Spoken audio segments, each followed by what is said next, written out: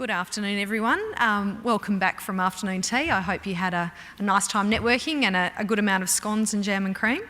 My name's Nicole Lockwood and I'll be facilitating this afternoon's session. This is our second plenary session of the National Housing Conference of 2015, proudly convened by the Australian Housing and Urban Research Institute in partnership with the West Australian Housing Authority.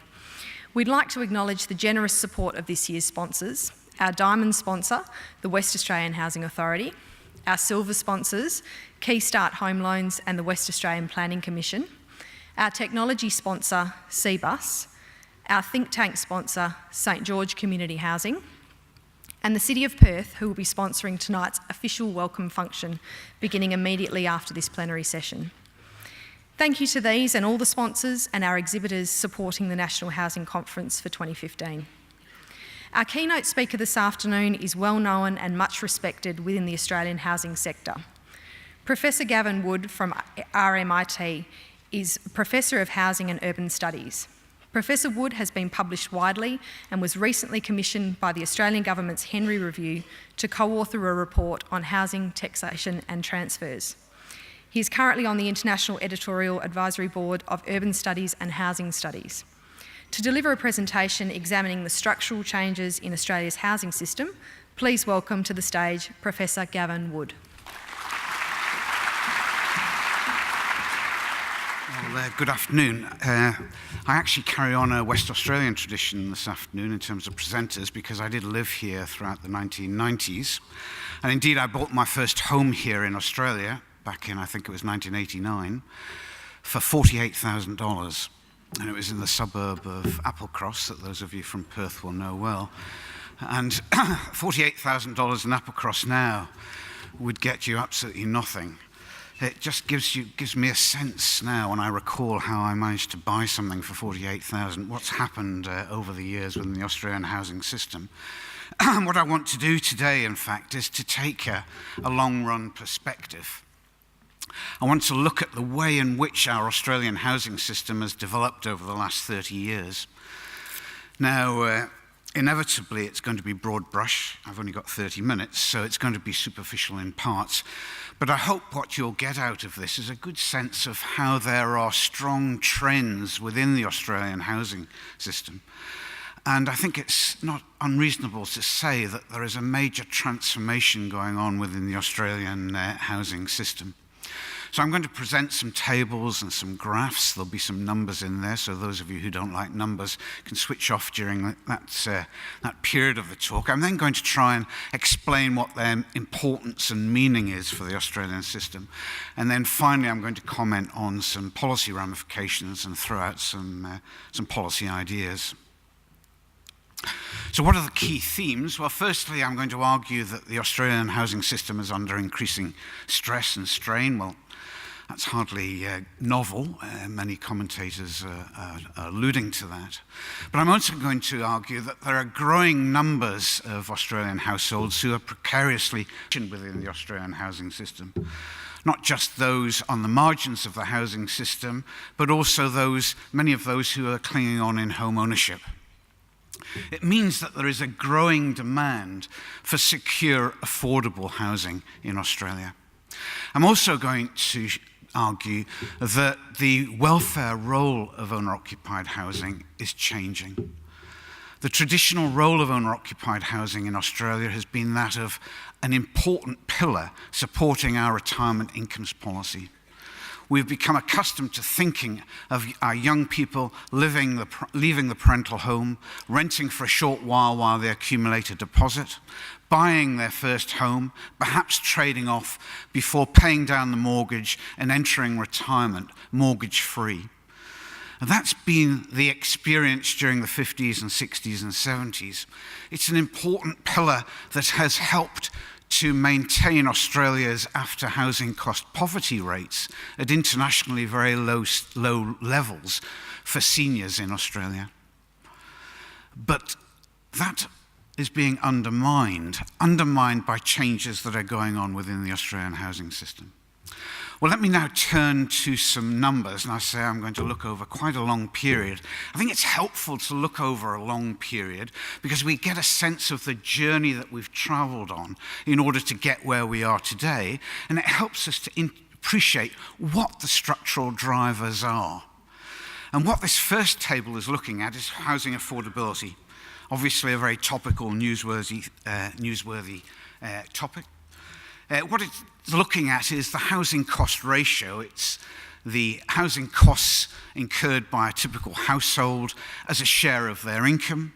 And I'm looking there at owner purchasers and private renters. And as you can see, it's trying to provide a snapshot from 1982 through to 2011. And what's evident from that table is that there is a systematic increase in the share of income that the typical household is devoting to housing costs, both owner purchasers as well as private renters. So for private renters, it's increased from 16%, or just above 16%, to 23% now. Starting from a somewhat lower base for owner purchasers, just over 11%, through to 18.1%. What I think is important to stress about that table is that that trend, that systematic trend, has occurred whether interest rates have been high, as they were during the 1990s, or when they have been low, as they have been recently. Whether or not we've been in the upswing of a business cycle or in the downswing of a business cycle. I think that's important because it hints that there may be structural drivers in the Australian housing system that are exacerbating the housing affordability problem. It's not a recent phenomenon. Of course, for policymakers, it's what's happening at the lower end of the income distribution that is of most concern. And this next table looks at what's happening to those in the bottom 40% of the income distribution. The trends here are a little bit more variable, but they give an even starker picture of what's happening to those who are at the bottom end of the income distribution. For owner purchasers, the share of income that's being devoted to their mortgage payments has increased from roughly 19% in 1982 to now just over 28% in 2011. For private renters, those costs have increased as a share of income from 27% to just over 39%. These are quite dramatic trends, quite significant deterioration over a long period of time in terms of housing affordability. We often look at whether or not a person is paying more than 30% of their income in housing costs.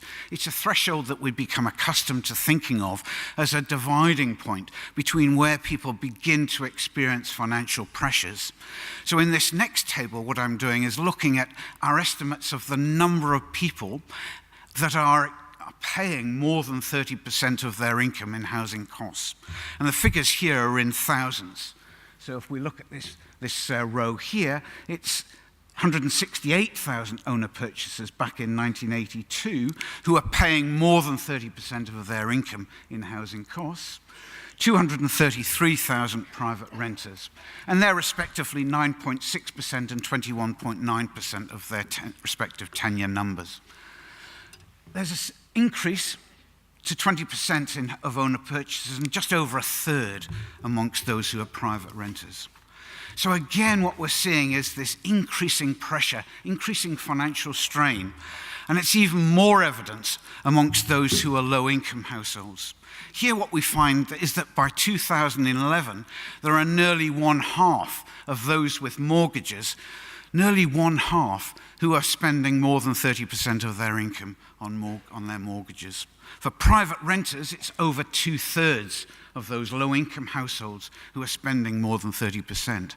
And those shares have grown, and grown quite dramatically since 1982. So a worsening of the situation, but one that's not of recent origins. It's ones that go back quite some time. And that's, I think, an important point that I want you to bear in mind.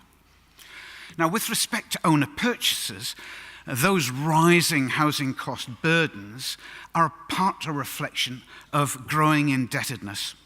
I think growing indebtedness is an important feature of the Australian housing system, and one that policymakers might be well advised to keep in mind as they're formulating policies in this new era. This graph here looks at mortgage indebtedness. It's looking at different age groups. So if we look here, we've got 25 to 34-year-olds depicted there by this red line. We've got 65-plus-year-olds, those conventionally thought of as in retirement, here in this bottom line here. And what we've got is the percentage of these people in those age cohorts who still have a mortgage debt. Well, of course, it's very high for those who are 25 to 34-year-olds. It's always been high, and it's increased to 96% over that time frame, 1982 to 2011. But the group that I think is worthy of particular attention, all groups have an increase in indebtedness, but the group that I think are particularly interesting is this one here. It's the 55 to 64-year-olds. Now, this is the group who are approaching retirement. So it's the group who we conventionally think of when we're thinking of Australian housing experiences as paying down their mortgages in preparation for retirement free of any debt. But it turns out, in fact, that since the mid-1990s, there's been quite a considerable increase in the share, down below 20% in 1996, up to now 42% who still have mortgages to pay off. Now, there's at least two narratives here that one can refer to when trying to interpret that group there. Two narratives. One is that they are dipping into their housing equity in order to finance champagne moments, adding to their mortgages in order to finance round-the-world trips or new cars and so on and so forth. But a second narrative is that these people are actually using those capital gains, cashing them in to invest in other assets, maybe becoming a private landlord or buying shares. Which of those two narratives turns out to be the general case is very important. Because if it's financing high times, champagne moments, then that housing equity is being spent on consumption, and those people will come to retirement with an outstanding debt which needs to be paid off, and perhaps will be using superannuation to do so. If it's investing in other assets, then there's not such concern about those trends. It's also the case that those with mortgages are gearing up. They're gearing up by borrowing more relative to the value of their homes. And what I'd like you to bear in mind when looking at this bar chart is that house values have increased enormously over this somewhat shorter period here, 1990 to 2011. Despite the enormous increase in house values, despite that enormous increase, all age groups, 25 to 34-year-olds through to 65-plus groups, all of those who have a debt are more geared with respect to house value. Their outstanding mortgage debt is an increasing proportion of house value. For those who are 25 to 34, it's risen from 41 to 66%. Now, the reason why those figures are important, or one reason, is that it reflects growing investment risks. The more you borrow against home value, the greater is your investment risk. That is the risk that your housing equity will be wiped out if house prices fall. For those with 66% loan-to-value ratios, where their outstanding debt is 2/3 of the value of their home, if house prices were to decline by 10%, 1/3 of their housing equity would be wiped out. For most people, housing equity is their principal wealth, their principal form of wealth or source of wealth and savings. If house prices decline and you have high levels of debt relative to your home, then it's going to wipe out considerable amounts of equity. And that's much more the case now than it was in 1990. It's also the case that repayment risks have risen. And in this graph, we're looking at the amount of mortgage debt that people hold relative to their incomes. So on the vertical here, I'm measuring the mean mortgage, the average mortgage debt, as a percentage of income. So back in 1990, for those who are 25 to 34, their outstanding mortgage debt was just over 100% of their income. But by this more recent date, 2011, it's now more than 2 times their income.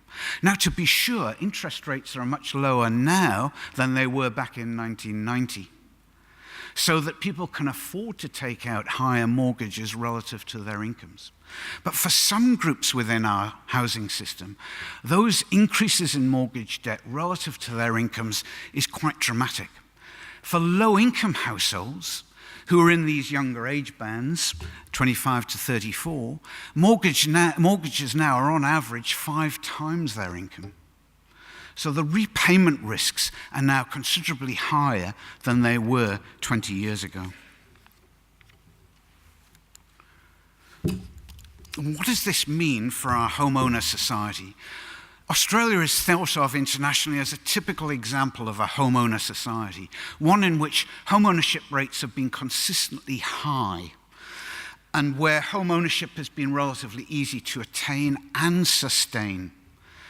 But it's now apparent that that vision, that dream of home ownership for most in Australia is under threat.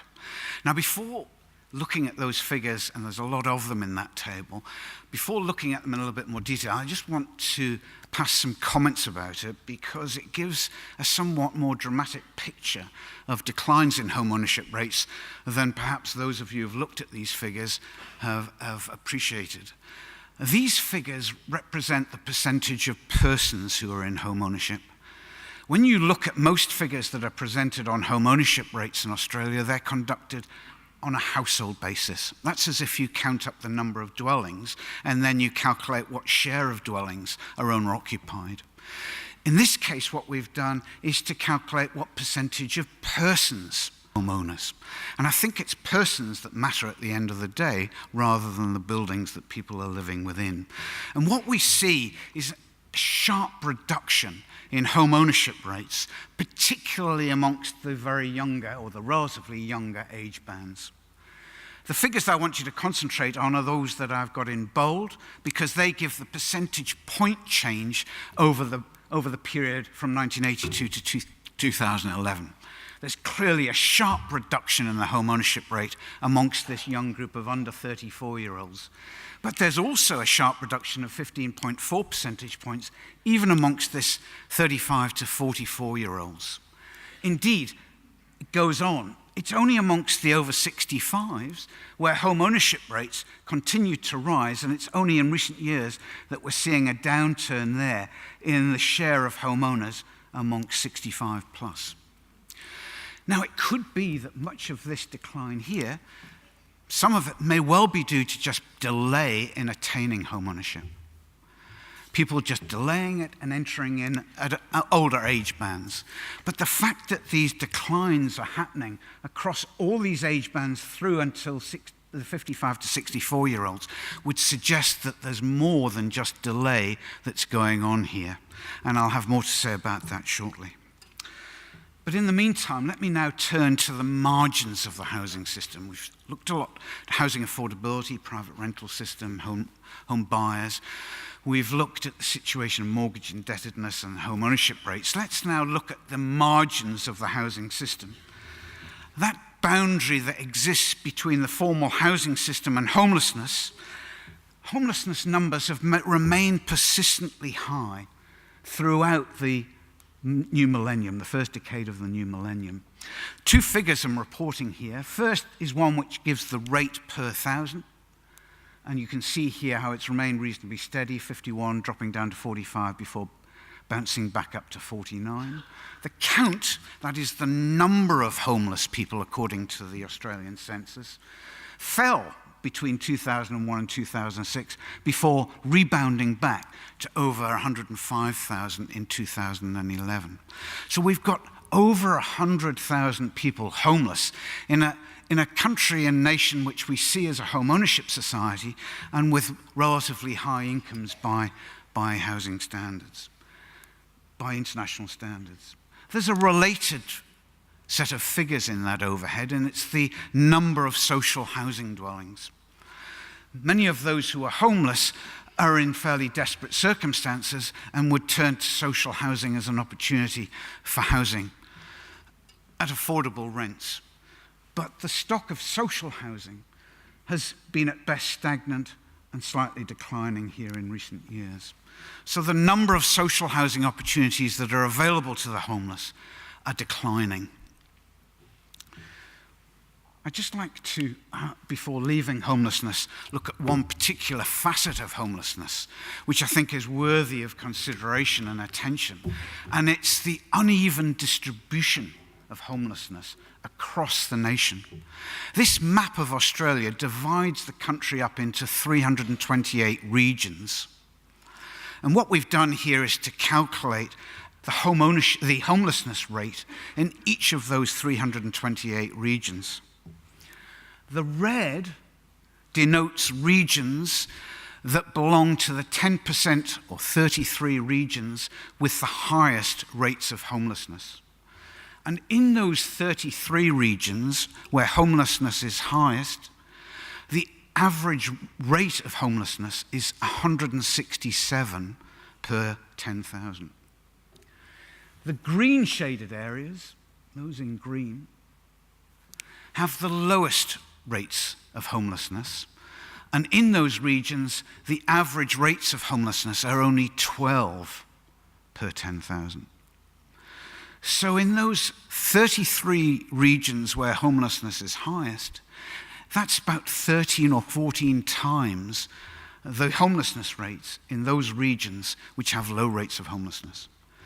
It strikes me that those who are vulnerable to homelessness, their chances of actually becoming homeless must depend to some degree on where they're residing. And it's not just the rural and remote where these high rates of homelessness of well over 100 per 10,000 are to be found.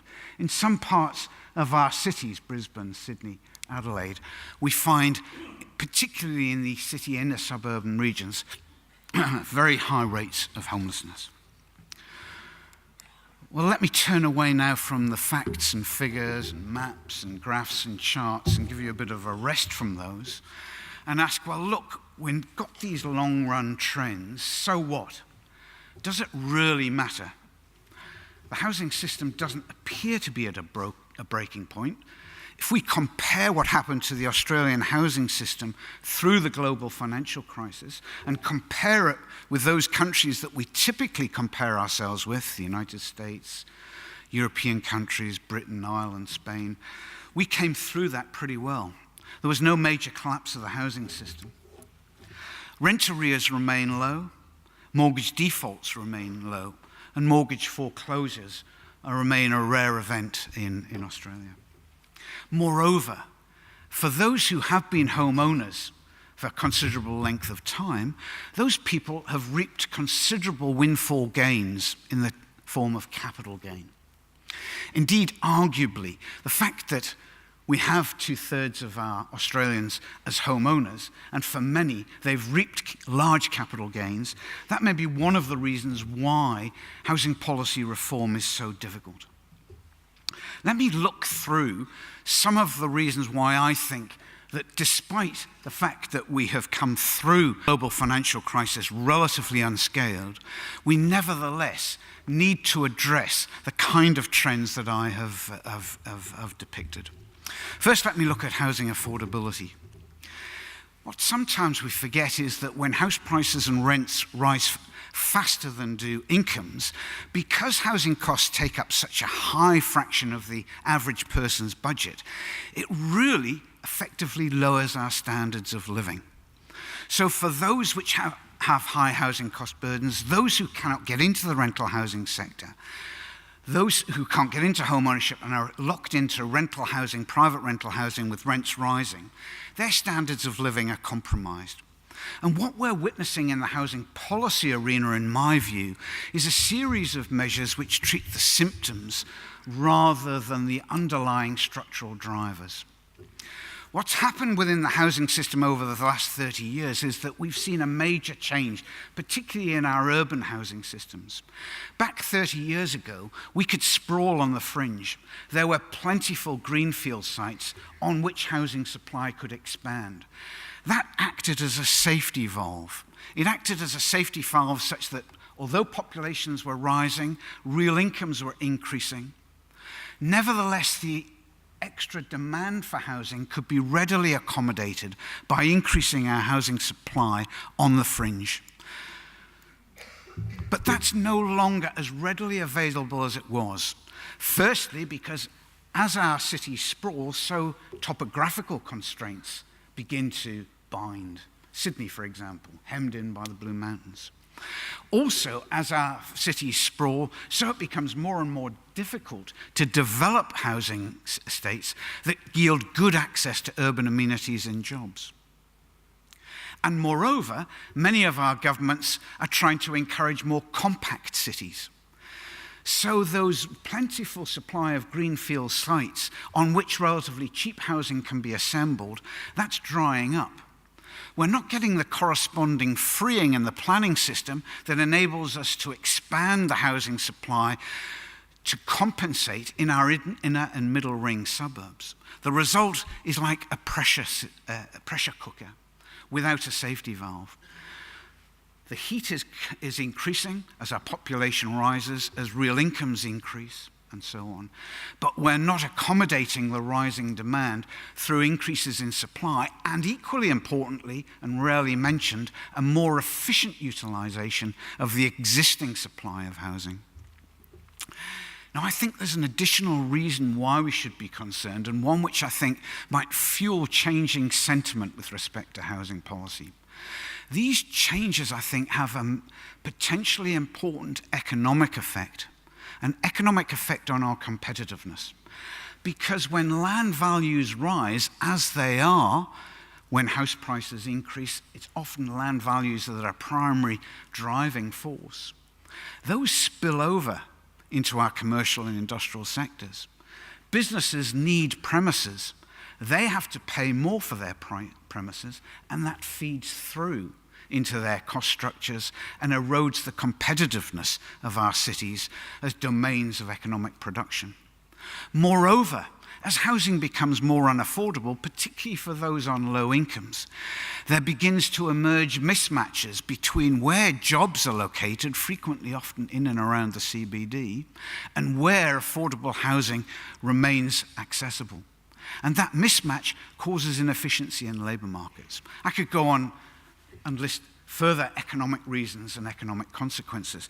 But I think they will, in the next few years, and I'm sure Duncan McLennan will be talking about these factors in his talk tomorrow, these will begin to change sentiment with regard to housing policy and its importance.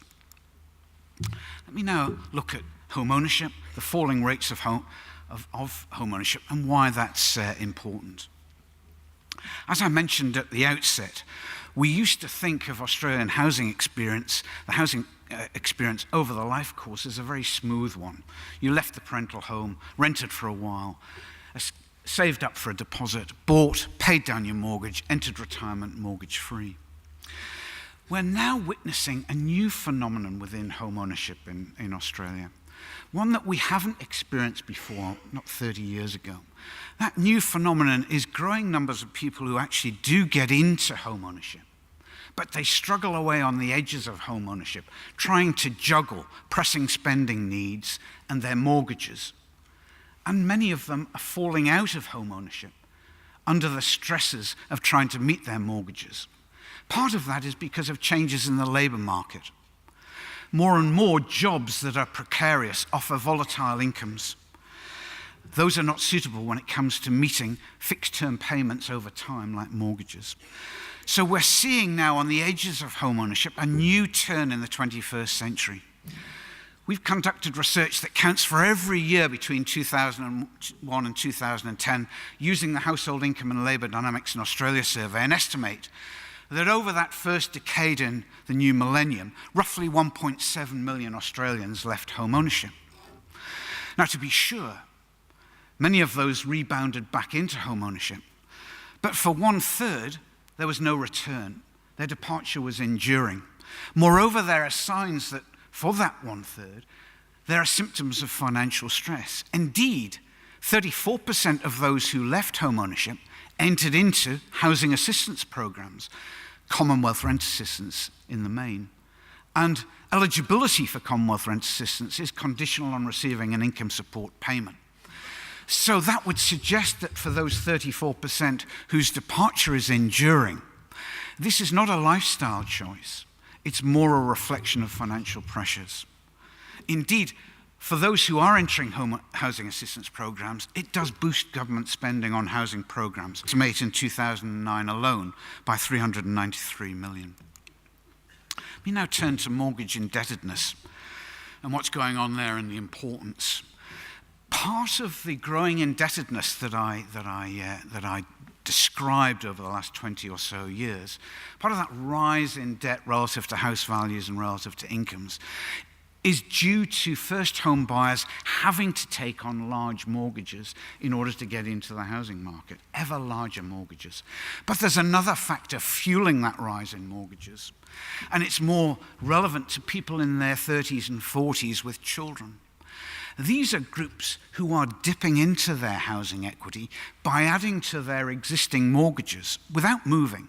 They're using flexible mortgage products to release housing equity in order to meet pressing spending needs. And the amounts that those people are withdrawing are not trivial. These are quite significant amounts. Over the period 2001 to 2010, on average, for those people who are withdrawing equity by adding to their mortgages, often doing it 2, 3, 4 times, it's $100,000 gross. Now that's, as I mentioned, strongly correlated with the presence of children and adverse biographical events, particularly divorce. But one potential aspect of that rising indebtedness is the recycling of housing equity. By that I mean parents who are dipping into their housing equity, not to meet their own pressing spending needs, but those of their children. It may well be that what we're now witnessing within the housing system is a recycling of the housing capital and capital gains that the baby boomers in particular have reaped. Roughly 6% of Australians every year receive a cash transfer from their parents. Roughly 1.5% receive a bequest. Now, for most people, their wealth is dominated by the equity they hold in their homes. It's reasonable to argue that much of that housing equity, much of those cash transfers, and certainly bequests, is coming from housing equity. It's being drawn down by parents in order to assist their children. That might have increasingly important influences that in our housing system that, as yet, we don't understand. Homelessness. As I mentioned when I was looking at that map, the vast differences in the geographical distribution of rates of home ownership would suggest that there may well be spatial factors that are influencing the chances of vulnerable people becoming homeless. In particular, there's some evidence to suggest that both housing and labour markets are playing a role. In other words, those people who are vulnerable to homelessness are more likely to become homeless if they are living in tight housing markets where rents are high and vacancies are few. Moreover, one other aspect that we're beginning to learn about homelessness because we're assembling longitudinal data sets is that homelessness is not a temporary phenomenon. For many people, homelessness persists. It's not a one-off experience. Okay, let me now turn to the wider policy ramifications, some policy ideas. And I first want to turn to social housing.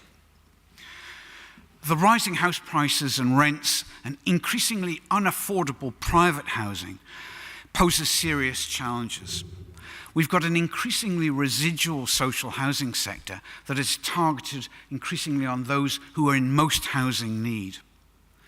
But as the figures suggest, we've got growing numbers of elderly people We've got sole parents, we've got the disabled who need to access affordable and secure housing. I mention secure because one of the disadvantages of private rental housing for those who want to stay in the same residence for lengthy periods of time is they're at the whim of the landlord. For those with children who have childcare arrangements, complicated lifestyle factors, getting between jobs, childcare, etc., stability in housing arrangements is particularly important. For the elderly who value access to amenities and the stability of a continued residence, secure housing is very important, not just affordable housing. But the opportunities for secure and affordable housing are shrinking given that stagnant social housing sector. There are various ideas, and we'll hear more, I think Julie Lawson's here and speaking later on in the conference, about innovative private financing mechanisms that could be accessed in order to increase the amount of affordable and secure housing. And I won't say anything more about that and leave it to others to talk about. But one idea I would like to float concerns private-public partnerships. One thing that we do have a lot of in Australia is so-called mum and dad investors who, helped by tax concessions, are investing in private rental housing. Now, that private rental housing, as I've said, is often insecure. But I wonder whether there may be some scope for entering into so-called public-private partnerships with some mum and dad investors, whereby we offer tax concessions conditional on them offering secure leases and conditional on the management of their property by a not-for-profit organisation or state housing authority, where a premium perhaps is paid to landlords who are willing to enter into such agreements to fill the gap, the growing gap between what we have available in terms of affordable and secure housing and the need for affordable and secure housing. Falling rates of home ownership. As I mentioned, its traditional welfare role is as a pillar supporting retirement incomes policy. That's threatened by falling rates of home ownership. Part of those declines is due to people actually falling out of home ownership. Might those figures about falling rates of home ownership, large numbers departing the tenure, not all of them rebounding back in, might we recalibrate our financial assistance to home ownership, instead of emphasizing first homeowner grants and financial incentives to try and lever people into mortgage debt and home purchase, might we better off recalibrating our housing support to offer assistance to those who are in mortgage stress? Would a universal housing allowance, instead of a Commonwealth rent assistance that solely considers the housing costs of private renters, be worth considering? Other countries have social security systems that offer support to those in mortgage stress. Now, when home ownership seems to be under threat for growing numbers of people, might we consider recalibrating our policies towards home ownership? And I think the financial sector also has a role to play here. If you think about the typical mortgage instrument, it places most of the risk on the borrower, very little on the lender. It's the borrower that takes on the investment risks. If house prices decline, as they are in Perth at the moment, it's the housing equity of the borrower that is wiped out. If interest rates rise, it's repayment risks that are borne by the borrower, not the lender in the main. Might the financial sector begin to fashion new financial instruments that involve a more equal sharing of these repayment and investment risks between borrower and lender? And finally, let me turn to safety valves. I've mentioned before that I think our housing policy is overly weighted toward band-aid solutions. By that I mean treating the symptoms rather than the underlying causes. I think we need new safety valves to ease what I consider as an inflationary bias within our housing system. Tax concessions and fiscal advantages that drive prices up supply inflexibility. I think there's a very strong case in the taxation area, and if there's any low-hanging fruit, this is it, for the replacement of stamp duties, their replacement by a uniform land tax. Stamp duties are an inefficient tax. They penalise mobility. Uniform land taxes are, relatively speaking, an efficient tax. They don't distort the allocation of resources. They tend to be passed back into lower land values, hence easing inflationary pressures. And finally, I think we need to revisit the issue of planning. I mentioned earlier, we can no longer rely on abundant supply of greenfield sites on the fringes of our major cities. I think we now need to look at how our planning system treats our inner and middle ring suburbs and housing supply in those areas. I think we desperately need greater flexibility there if we are to ease the inflationary pressures that exist within our housing markets and bring price and rent growth back to rates that are below the increase in incomes. Only by doing so in the longer run will we achieve an improved housing affordability outcomes, and particularly for our lower income groups. Thank you.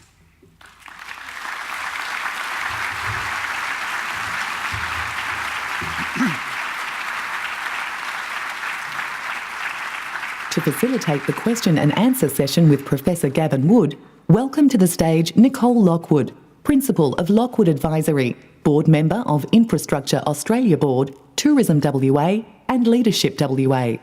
Please welcome Nicole.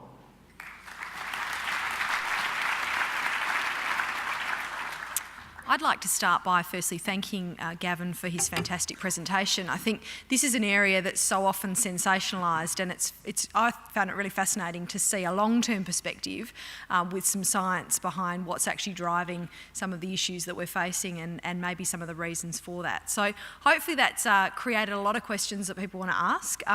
In case you're not familiar, on the app, if you go to the session in the speakers section, you can actually ask a question through that means, and it'll pop up here and I can read that out. Otherwise, we've got mics around the floor, so please just indicate that you would like to ask a question and we'll get a mic to you. Okay, I think we've got one down the front right here. Thanks, Gavin.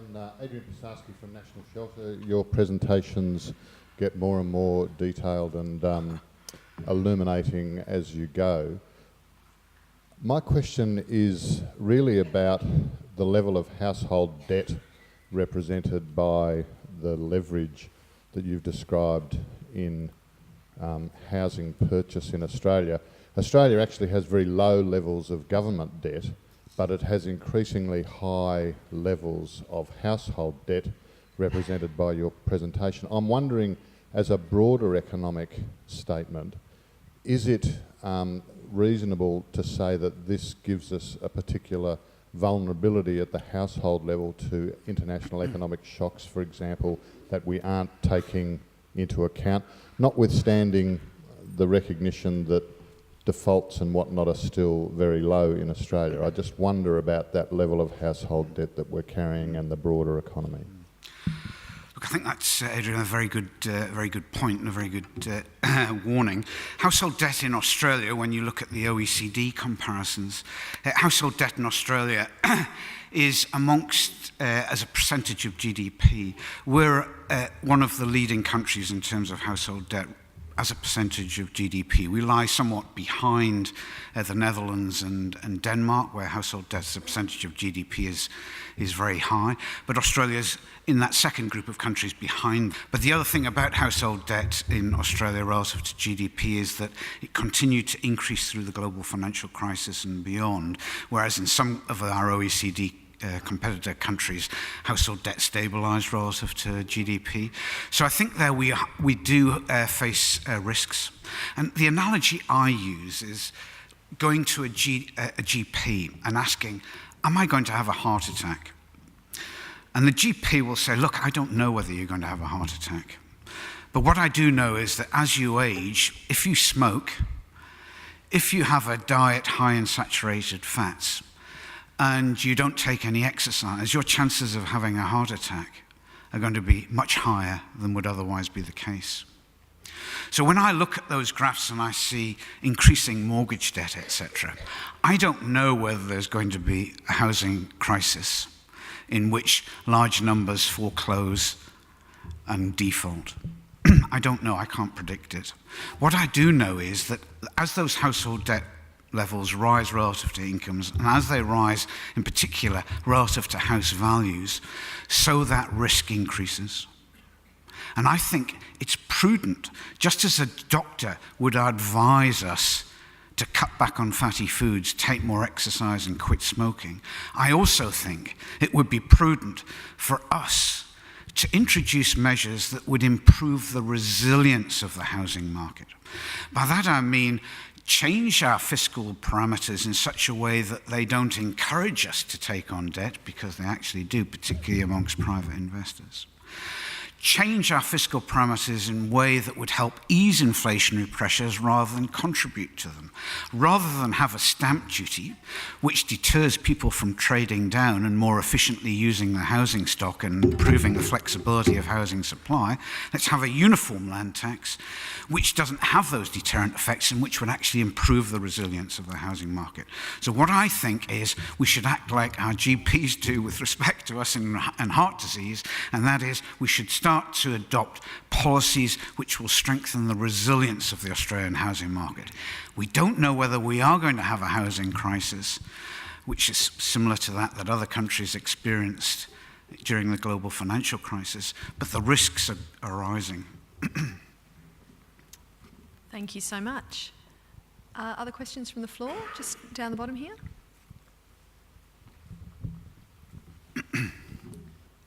Thank you, Gavin. Chris Toomey from Waikos. I was interested that in your policy solutions, you mentioned there looking at tax concessions for mum and dad investors about providing secure, affordable tenancies that were managed by community housing organisations. I noted earlier we had Christian Porter talking about the comparison to Europe and the US, where there's more institutional investment.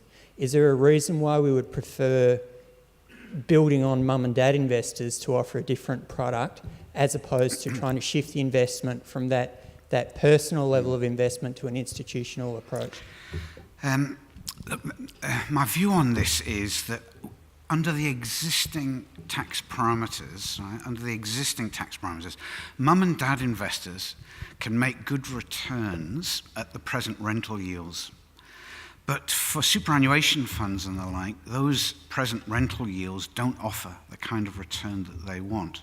And so it's going to be difficult to attract large-scale funds from those superannuation funds at the rental yields that private investors can live with. So until we change those parameters, we're a bit snookered in terms of the options that we've got. So what I was hinting at in that overhead is that perhaps prospectively, that is in the future, we might want to make those tax concessions conditional on private landlords aligning their leases more closely with social goals.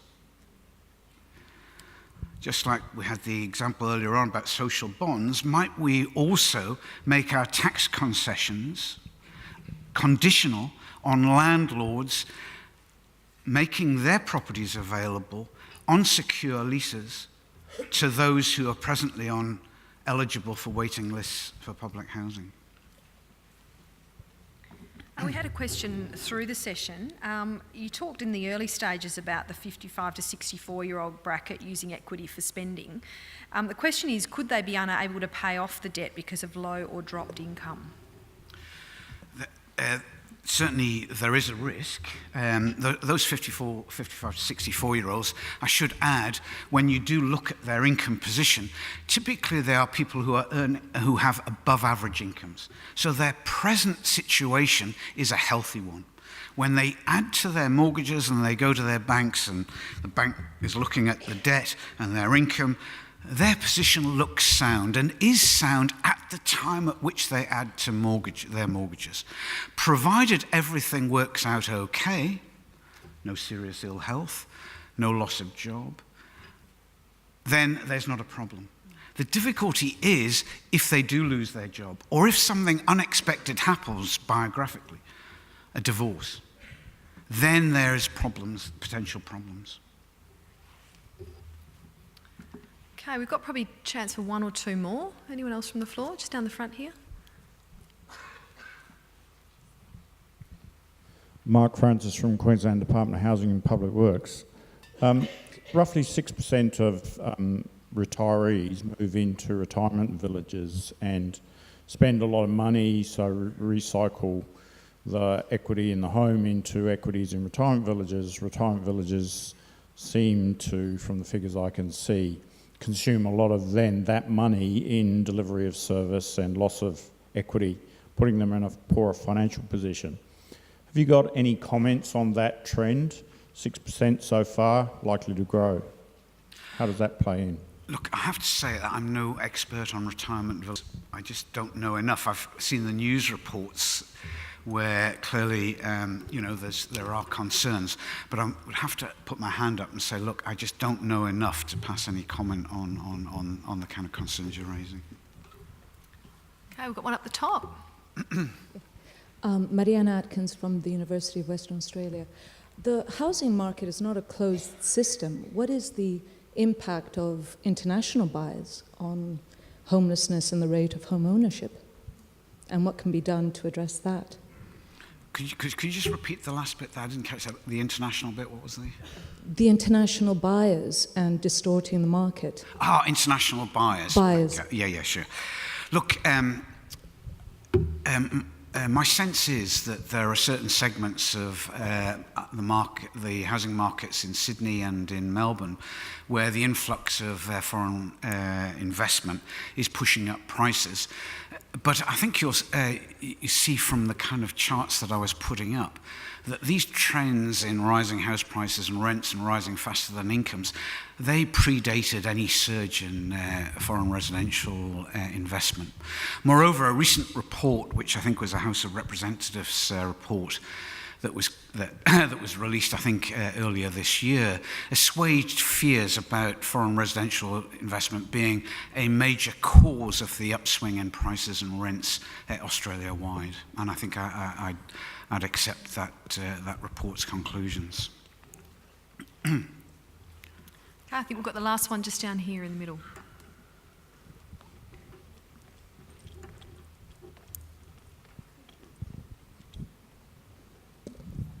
Wolfgang Ammann. I'm coming from Europe, from Austria.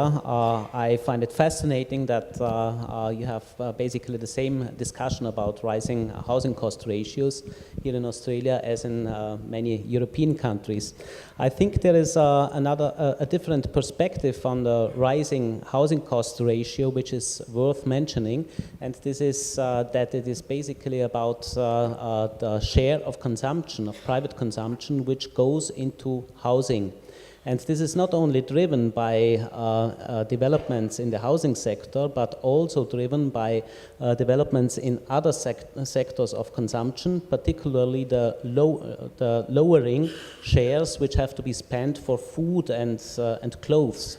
So as consumption is always 100%, the consumer decides where to shift those lower consumption for food and other stuff. So this is one of the major driving forces for increasing housing cost ratios, which has to be considered from my point of view. I'll take that as a comment. All right, well, I'd just like to thank everyone for your participation and questions, and again, Gavin, for your fantastic presentation.